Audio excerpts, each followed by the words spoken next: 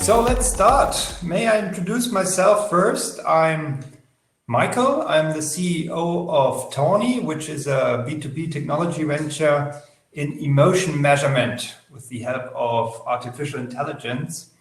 And today I'm talking about the rise of emotion AI and how the boundaries between man and machine will disappear over time.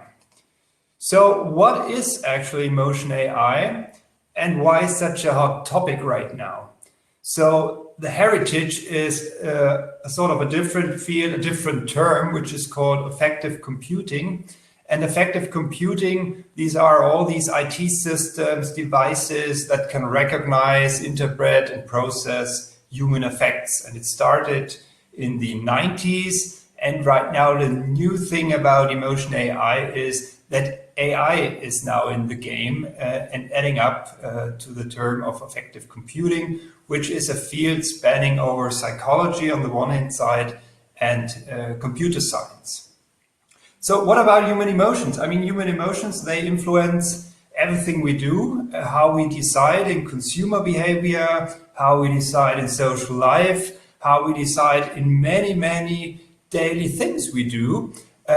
However, there's still one big problem, which is the measurement of emotions. And we are still stuck in the last century in this case because emotions are measured with self-reporting questionnaires, or they are measured via observation, or you're going into a scary lab, you get on some sensor hats and they measure the brain signals. And in all these kinds of measurement techniques, there's a big measurement bias inherent, and it's quite costly as well. You always have to, go to a market research institute and do a project. You have to do a market research project, something like this, and you have to pay for it. It's still complex regarding the technical equipment you need, and it's not really accessible right now. So as AI is now coming into the game, there's a real fundamental shift in emotion measurement because we can use other human data such as face, such as biometric data or voice data in order to classify emotions based on these human data. Do it actually. Probably many of you already know mimic analysis. So you have some muscles in your face and depending on the combination, which muscles you move, you have a certain mimic or a facial expression. And since decades, researchers done some facial action coding systems where you say in this combination, the person is happy or the person is angry or the person is surprised or neutral. So these are the so-called basic emotions which can be measured via the facial expressions. There are some new methods actually, so you can add up onto this because we are already able to measure, for example, the heart rate based on video data. So blood is pumped through your face and the RGB values in your face are changing, and this is highly correlating to your heart rate. So the accuracy is about just a normal wearable device you can buy. So it's a couple of beats per minute difference, but you can add the arousal of the people.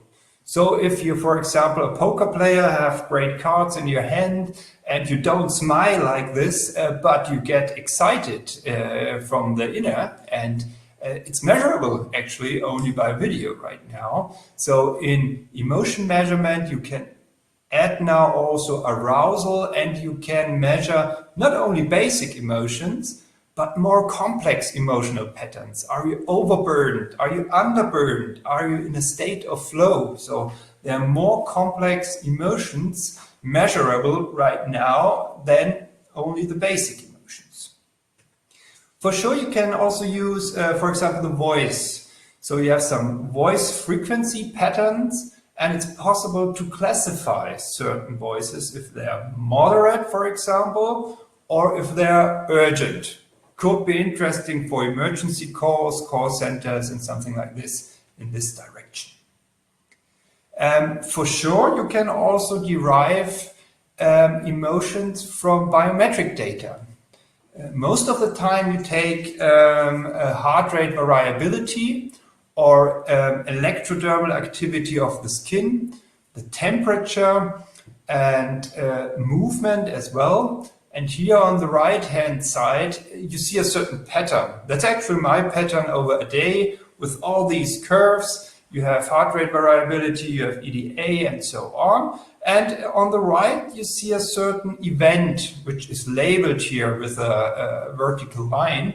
And it's all about these events, which are labeling certain patterns you have. And that's necessary then to classify this certain event. Again, could be a very great meeting or a very bad meeting or whatever event it is. So you can and have to label it.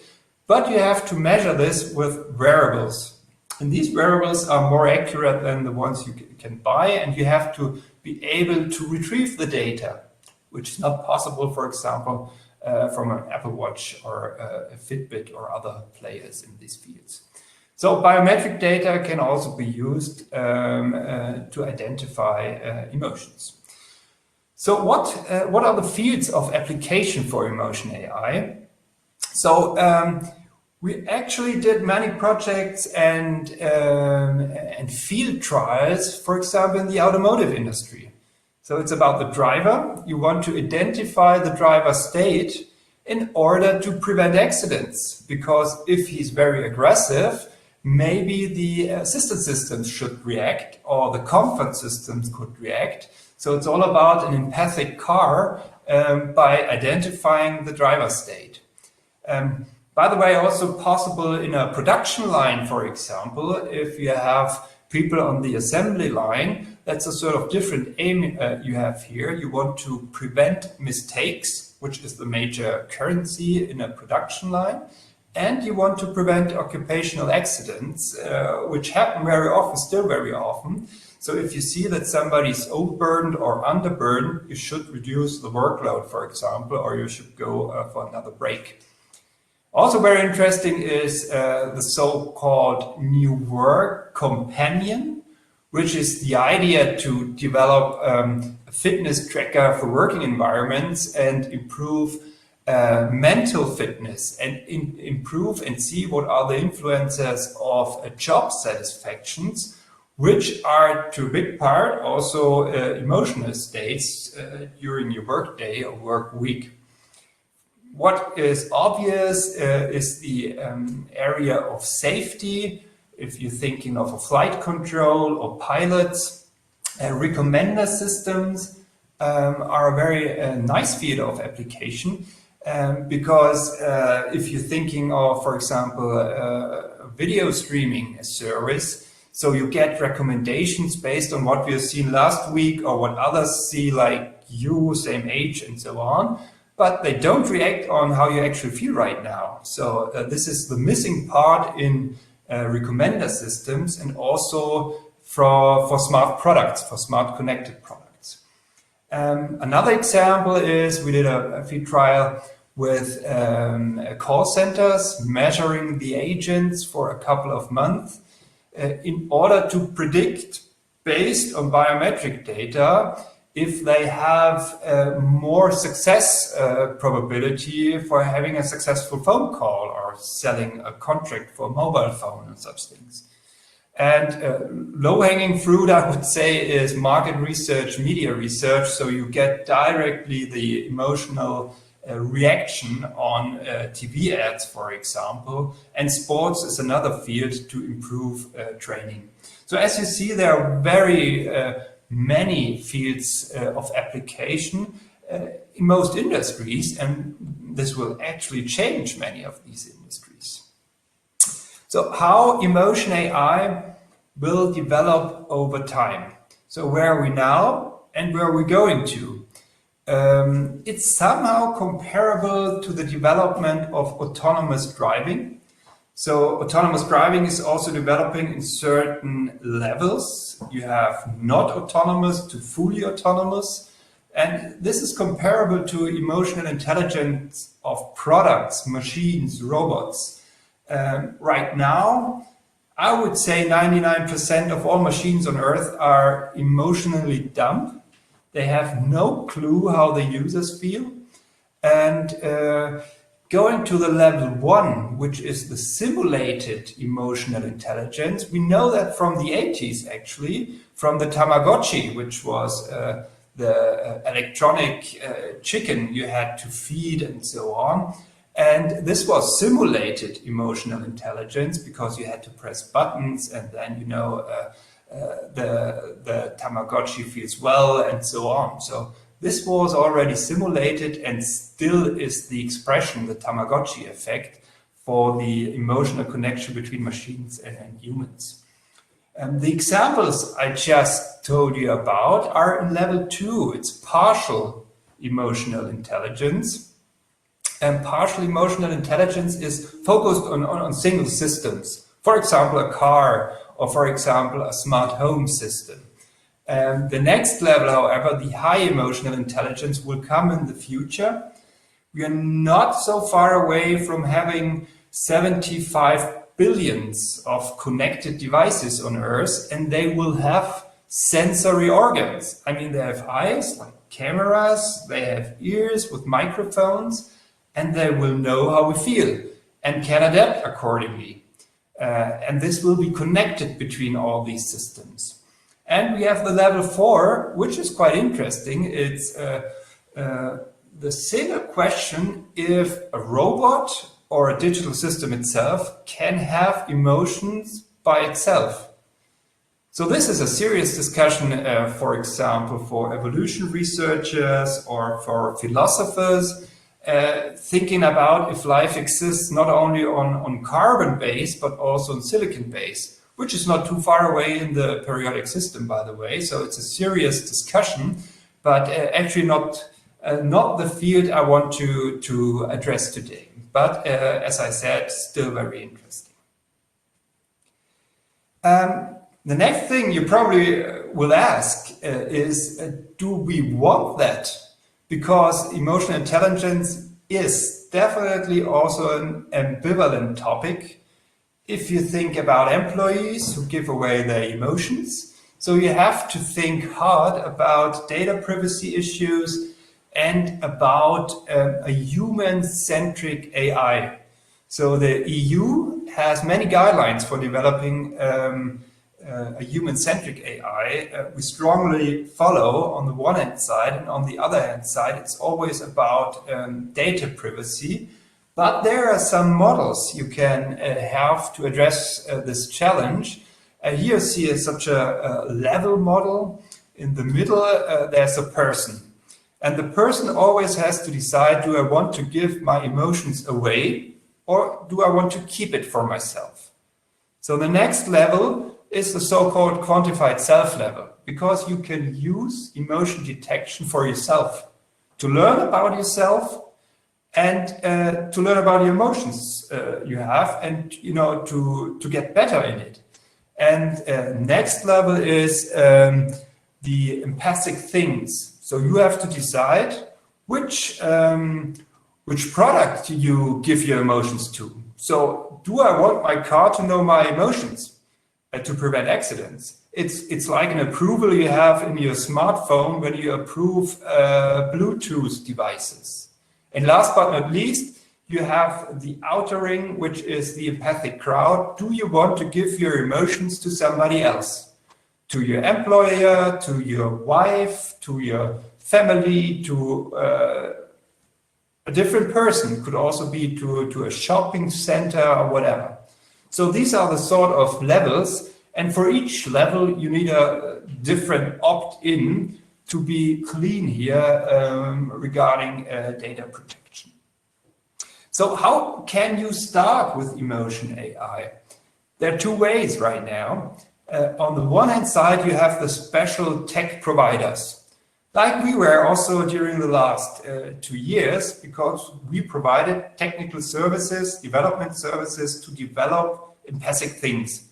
And there are other companies in market researchers or other tech providers who do this. This is a project model, more or less. That's the one way. The other way is that you make it accessible for the world. And that's actually our mission at Tawny, to democratize emotion analytics. We want to make it accessible for everyone, and therefore created a software as a service solution. So you can visit the website, the platform. It's launched only 1.5 months ago, but now it's possible to just upload videos, in this case, on a platform. A stimuli video could be a TV ad, for example, and the video of the viewer, synchronize it and see second by second what about the emotions in this second or the next second during the TV spot, for example.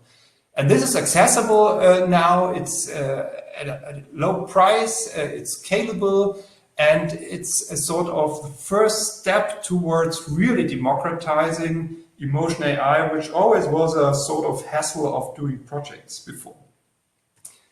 And you can test different things. You can test TV spots, billboards, websites, digital apps, people trying a new chocolate bar.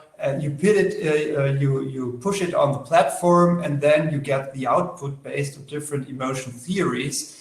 On basic emotions, but also more complex emotions. And so you have all the analytics there, and it's open. You get the raw data as well. And yeah, the first step to really democratize emotion analytics in this field. Thank you very much for listening. I hope you had a great time. Please also think about going to the exhibition, so you will find us there during the whole day. And thank you for listening. Thank you very much.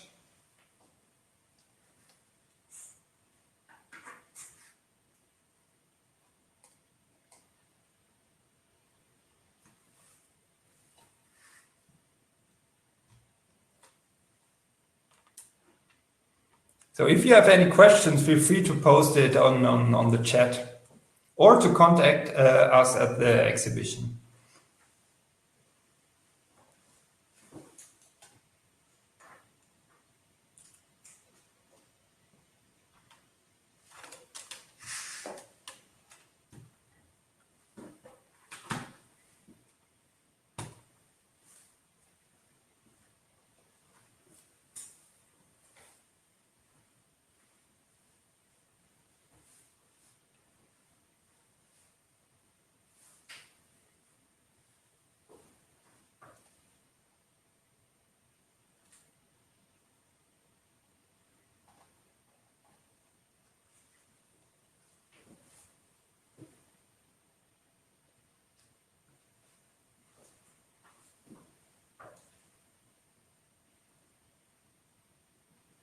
So the question is if you can combine with this conversational AI. Yes, the trend is definitely to have a multi-model combination with conversations, with NLP, sure voice, sure biometrics. So the trend is going in this direction, that's true. But right now there are these single segments and fields, for example, computer vision, and you have the face recognition, the voice. So these are more or less now developed on a single field basis. And now they are the first tries to connect these dots. But definitely that's the future idea. Oh yeah, the test platform is focusing on videos. So what you actually do is you have a stimuli. Let's take, for example, a TV ad, 30 seconds. And you have a panel watching this TV ad, for example, 50 people, 100 people, or even more. And you have to record them while watching the TV spot. And then you upload all these videos on the platform, and they are synchronized with a sort of tool within the platform. And then you can have the emotional output. During these 30 seconds, you see when the viewer is engaged, when he has a high balance, a low balance, what about the volatility, What about the moment where the brand is in the picture? So you can really see it second by second. And the alternative so far was that you have a self-assessment questionnaire, meaning that you have to look at the advertisement and then you get a questionnaire afterwards and fill it out. That's the one way you do it, but now it's possible to retrieve rankings, to retrieve comparisons between spots only by video. And this is an implicit measurement, which so far you maybe also had to go to the lab. But now it's possible for you on your own using the platform. So it's really a do-it-yourself platform where you can take then also the raw data, which is an export, and you can also crunch the raw data with the help of R or Python or other statistical analysis tools.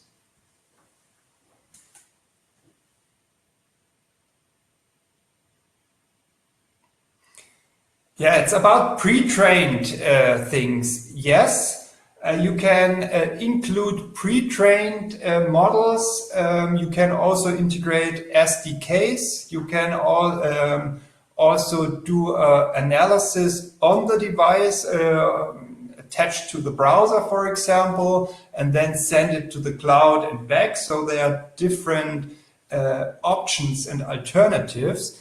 But for sure, it also makes sense for smartphones as well as also the voice analysis, which also makes sense for smartphones.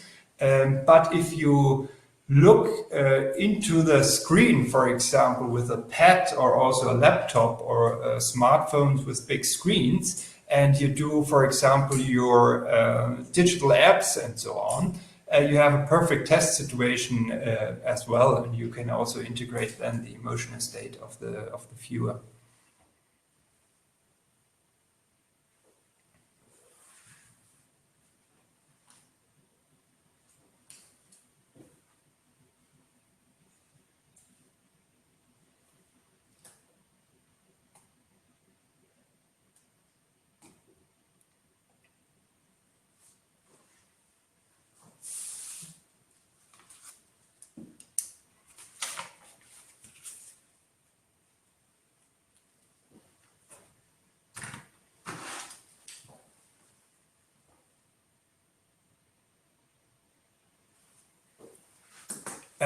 Would it be possible to program both in an app? Yes, definitely. I mean, what is important is that it's always, also from a technical point of view, sometimes a really challenge, because you have to include the context. So if you're in a very noisy area or in the subway or whatever, there are different requirements in comparison to, for example, a test setting where everything is controlled. But to answer this question, yes, definitely. To answer the time, how much time it needs to develop such an app, it really depends on the context and where the app is used and for which case. But the answer generally is yes.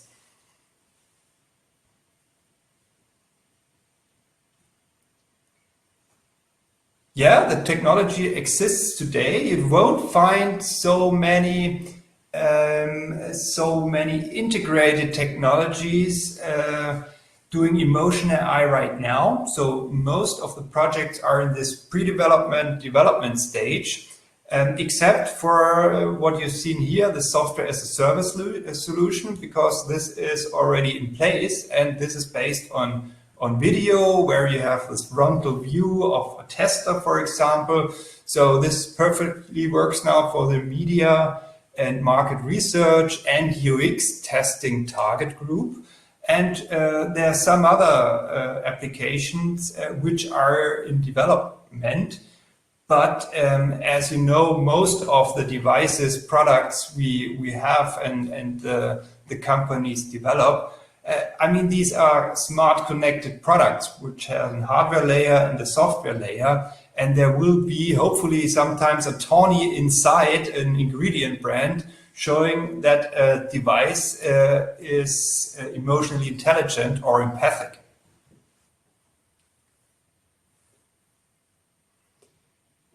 Yeah, mainly computer vision type tools, especially for mimic analysis and if you have videos. But as I said, if you add up biometrics or voice data, so also on the platform, a future roadmap milestone would be to upload voice files or to upload biometric files. This is a sort of a different logic then. It's not computer vision, but it's a different logic, but also AI driven for sure. NLP, sure. I mean, it started all with NLP or sentiments, positive, negative, and neutral. And if you're texting and you're looking in your iPhone or whatever, you have these two parameters. You have the mimic and you have, sure, the text and the sentiments, which could be positive, negative, or neutral. So obvious to combine this.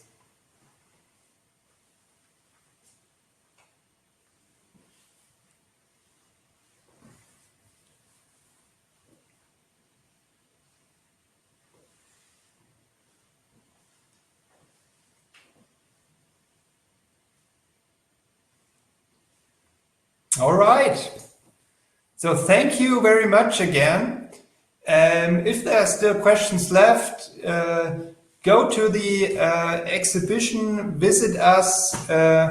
We would be very happy to talk to you about our lovely topic of emotion AI.